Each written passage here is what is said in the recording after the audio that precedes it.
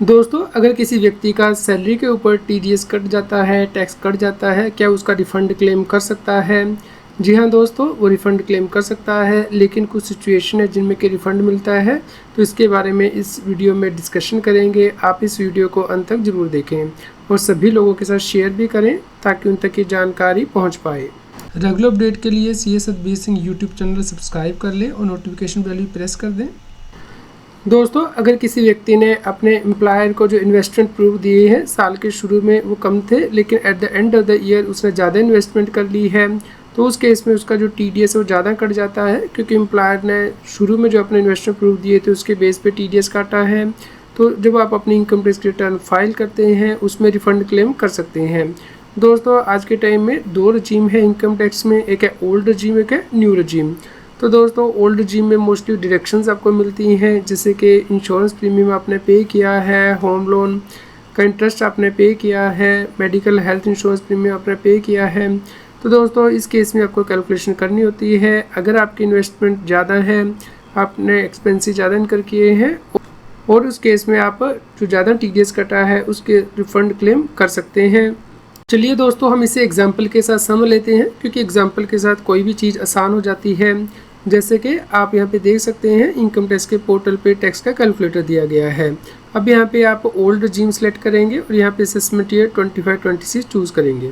तो दोस्तों, मान लीजिए किसी व्यक्ति की सैलरी 8,50,000 रुपया है, तो उसने अपने एम्प्लॉयर को इन्वेस्टमेंट के प्रूफ नहीं दिए, यानी कि उसने होम लोन तो लिया हुआ था, लेकिन उसके ऊपर जो इंटरेस्ट उसने पे करना था वो उसके प्रूफ देना भूल गया है या फिर कम प्रूफ दिए हैं साल के शुरू में। इसी प्रकार दोस्तों, उसने कोई इन्वेस्टमेंट की थी इंश्योरेंस की, वो भी उसने नहीं दी है। तो आप यहाँ पे देख सकते हैं कि एम्प्लॉयर आपका TDS काट लेगा। ओल्ड रजीम के अंतर्गत यदि आपने चूज़ किया है तो यहाँ पे आप देख सकते हैं कि ये TDS आपका काट लिया जाएगा 75,400 रुपये का। अब दोस्तों, इसका आप रिफ़ंड क्लेम कर सकते हैं जब आप इनकम टैक्स की रिटर्न फाइल कर रहे हैं।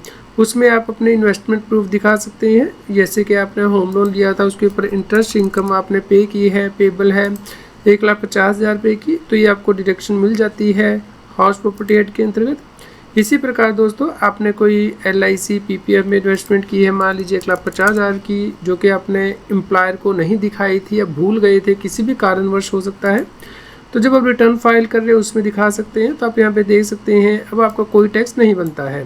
तो इस प्रकार आपको जो TDS काटा गया है, जो एम्प्लॉयर ने यहाँ पे मान लीजिए आपको जो TDS काटा था वो इतना था, तो पूरे का पूरा TDS का अमाउंट आपका रिफंड मिल जाएगा जब आप इनकम टैक्स की रिटर्न फाइल करेंगे। लेकिन दोस्तों, अगर आपकी कोई और इनकम भी है तो वो भी आपको ऐड करनी होती है। मान लीजिए आपके यहाँ पे सेविंग बैंक की इंटरेस्ट इनकम है 15,000 रुपया, या कोई और FD से इंटरेस्ट इनकम, तो वो भी आपको यहाँ पे दिखानी होती है। तो दोस्तों, आपका जो टैक्स यहाँ पे बन जाएगा वो एडजस्ट हो जाएगा, इसमें से जो TDS कटा है बैलेंस अमाउंट ही आपको रिफ़ंड मिलता है।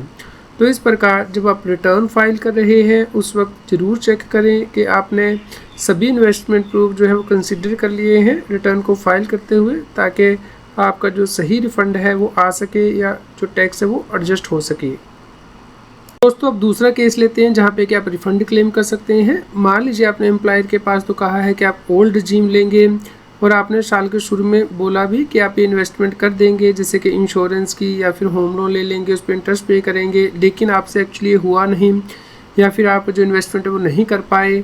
तो उस केस में भी दोस्तों आपको देखना होता है कि at the end of the year आपकी क्या लायबिलिटी बनती है।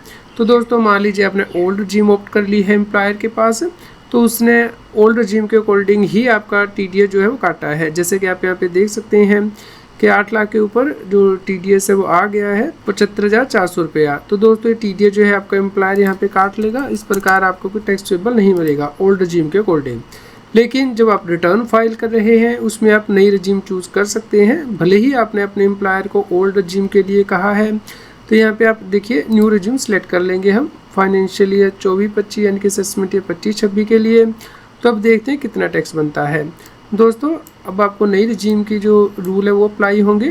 75,000 रुपये की स्टैंडर्ड डिडक्शन मिल जाएगी। और दोस्तों, उसके बाद आप यहाँ पे देख सकते हैं कि आपकी इनकम यहाँ पे आ गई है। अब इस इनकम के ऊपर जो टैक्स है वो कैलकुलेट किया जाएगा नई रजीम के अकॉर्डिंग। नई रजीम में टैक्स रेट अलग है, इसलिए टैक्स बना 28,600। लेकिन आपके एम्प्लॉयर ने आपका TDS काट लिया था पुराने रजीम के अकॉर्डिंग 75,400 का। इस प्रकार जो आपका एक्सेस TDS है वो आप रिफ़ंड क्लेम कर सकते हैं जब रिटर्न फाइल कर रहे हैं। तो यहाँ 46,800 रुपये का रिफ़ंड मिल जाएगा।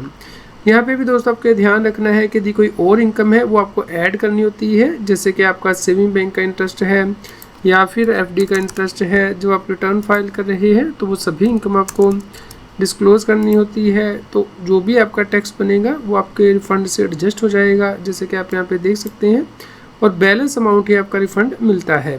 तो इसके लिए आपको इनकम टैक्स की रिटर्न फाइल करनी होती है, वो भी 31 दिसंबर से पहले, ताकि आप रिफ़ंड क्लेम कर पाएँ। उसके बाद आपको रिफ़ंड नहीं मिलता है, और अगर वो डिले हो जाता है 31 दिसंबर के बाद, तो आपको कंडोनेशन की एप्लीकेशन लगानी होती है इनकम टैक्स डिपार्टमेंट के पास, तो ही आप पुराना रिफ़ंड क्लेम कर सकते हैं। तो इसलिए इंश्योर करें कि टाइमली इनकम टैक्स की रिटर्न ज़रूर फाइल करें यदि आपका रिफ़ंड बनता है।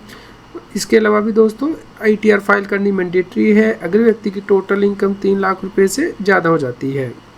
दोस्तों एक और रीज़न जिसकी वजह से कि आप रिफ़ंड क्लेम कर सकते हैं वो है कि आपके एम्प्लॉयर ने गलत तरीके से ज़्यादा TDS काट लिया है, जिसका कि आपको फॉर्म नंबर 16 के अंतर्गत पता चलता है। सैलरी TDS सर्टिफिकेट जिसके कि 2 पार्ट होते हैं, पार्ट ए और पार्ट बी। पहले आप पार्ट बी देखिए, यहाँ पे आपकी टोटल इनकम आएगी कि किस इनकम के ऊपर TDS काटा गया है और कितना आपका TDS बनता है। तो दोस्तों आप यहाँ पे देख सकते हैं कि आपका जो यहाँ पे टैक्स पेयर का TDS है 1,45,956 रुपये ही बनता है। और पार्ट ए के अंतर्गत आप देखेंगे तो यहाँ पे देखिए पार्ट ए के अंतर्गत ज़्यादा TDS जो है काट लिया गया है एम्प्लॉयर के द्वारा। तो हो सकता है कि उसने कैलकुलेशन करते हुए कोई मिस्टेक कर दी है जिसकी वजह से कि ज़्यादा TDS आपका कट गया है। तो जब आप इनकम टैक्स की रिटर्न फाइल करेंगे उसमें आप ये एक्स्ट्रा जो TDS कट गया है इसका रिफ़ंड क्लेम कर सकते हैं, या आपकी जो दूसरी टैक्स लायबिलिटी है किसी और इनकम पे उसके साथ एडजस्ट कर सकते हैं। दोस्तों कई बार ऐसा भी होता है कि आपकी जो सैलरी इनकम है वो टैक्सेबल ही नहीं है, जैसे कि आप किसी स्पेशल कैटेगरी स्टेट में काम कर रहे हैं, तो उस केस में आपको इसके लिए डॉक्यूमेंटेशन मेंटेन करना पड़ता है कि आप को ये सैलरी क्यों नहीं टैक्सेबल करनी है, इसके लिए कौन सा डॉक्यूमेंट है, एग्जम्पशन नोटिफिकेशन क्या है। तो उस केस में भी आप अपने TDS का रिफ़ंड क्लेम कर सकते हैं। तो इसके लिए आप प्रोफेशनल की एडवाइस ज़रूर लें, और दोस्तों सही इनकम टैक्स रिटर्न फाइल करें और सही रिफ़ंड ही क्लेम करें, ताकि आपको बाद में इनकम टैक्स डिपार्टमेंट से कोई नोटिस ना आए। दोस्तों इसी प्रकार के रेगुलर अपडेट के लिए आप हमारे व्हाट्सएप चैनल को भी सब्सक्राइब कर लें। QR कोड स्क्रीन पे भी दिया गया है, लिंक कमेंट में पिन किया गया है, ताकि आपको इनकम टैक्स के रेगुलर अपडेट आपके मोबाइल पे ही मिलते रहें। कृपया लाइक करें और शेयर करें ताकि सभी लोगों तक ये जानकारी पहुँच पाए और वो इनकम टैक्स की कॉम्प्लायंस कर पाएँ।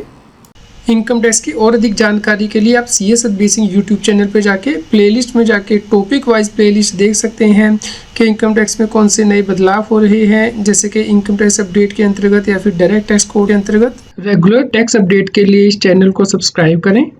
आप हमें टेलीग्राम ऐप CS अदबी सिंह टैक्सिल पर ज्वाइन कर सकते हैं, ताकि आप GST और इनकम टैक्स के रेगुलर अपडेट अपने मोबाइल पर ही प्राप्त कर सकें।